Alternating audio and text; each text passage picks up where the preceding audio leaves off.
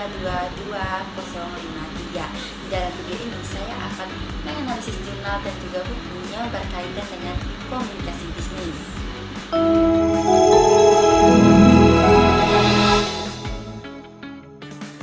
Yang pertama, saya akan menganalisis jurnal yang berjudul Peran Penting Komunikasi Bisnis Antar Budaya dalam Era Globalisasi, karya Eko Purnomo, Fitri Anissa, Nabila Safitri, Muhammad Lutfi, dan Suhairi. Jurnal ini membahas bagaimana globalisasi telah memperluas peluang bisnis lintas negara sekaligus menimbulkan tantangan besar dalam komunikasi antar budaya. Penulis juga menjelaskan bahwa perbedaan bahasa, nilai, norma, dan etika bisnis menjadi faktor utama yang mempengaruhi cara individu dalam organisasi berinteraksi dalam dunia bisnis internasional. Nah, dalam konteks ini, kemampuan berkomunikasi secara efektif antar budaya menjadi kunci penting bagi keberhasilan perusahaan global. Nah, dalam bagian pembahasan, penulis ini juga menyoroti bahwa komunikasi yang buruk antar budaya dapat menyebabkan kesalahpahaman, konflik, bahkan kegagalan bisnis. Nah, oleh karena itu, perusahaan perlu memahami perbedaan gaya komunikasi, persepsi waktu, dan norma sosial di setiap kebudayaan. Nah, jurnal ini juga mengidentifikasi beberapa tantangan utama seperti hambatan bahasa, stereotip budaya, serta perbedaan dalam penggunaan teknologi dan cara bernegosiasi.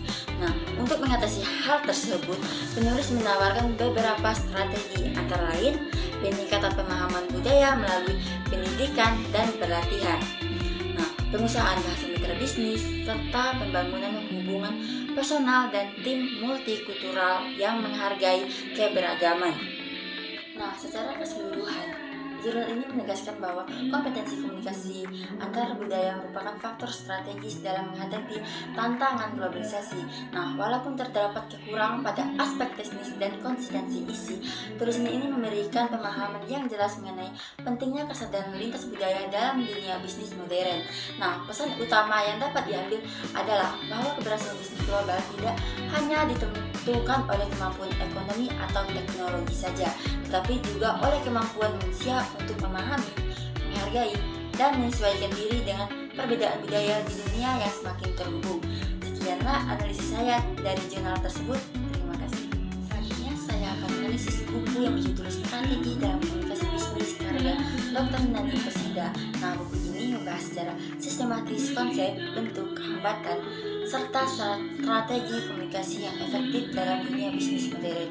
Buku ini terdiri dari 10 bab yang menjelaskan bagaimana komunikasi menjadi unsur penting dalam membangun hubungan kerja, meningkatkan kinerja organisasi, dan memperkuat citra perusahaan.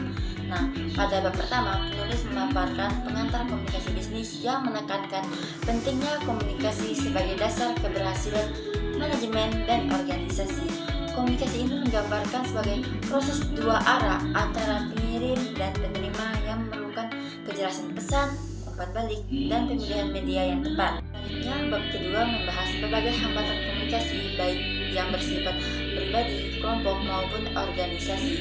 Penulis menjelaskan bahwa hambatan dapat timbul dari perbedaan bahasa, asumsi yang tidak jelas, sikap atasan, bawahan, maupun struktur organisasi yang terlalu kompleks.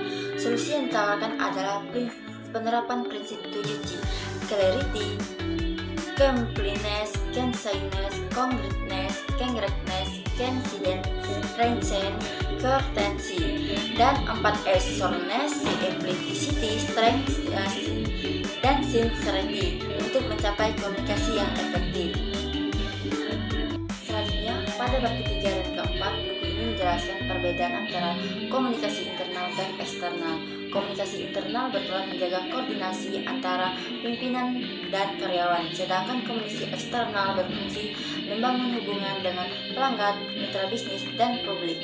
Nah, selanjutnya bab kelima menyoroti bagaimana membangun komunikasi bisnis yang efektif melalui keterampilan penulis berbicara dan mendengarkan penulis, menekankan bahwa kemampuan komunikasi merupakan modal penting bagi setiap manajer dan pemimpin untuk mencapai keberhasilan kerja.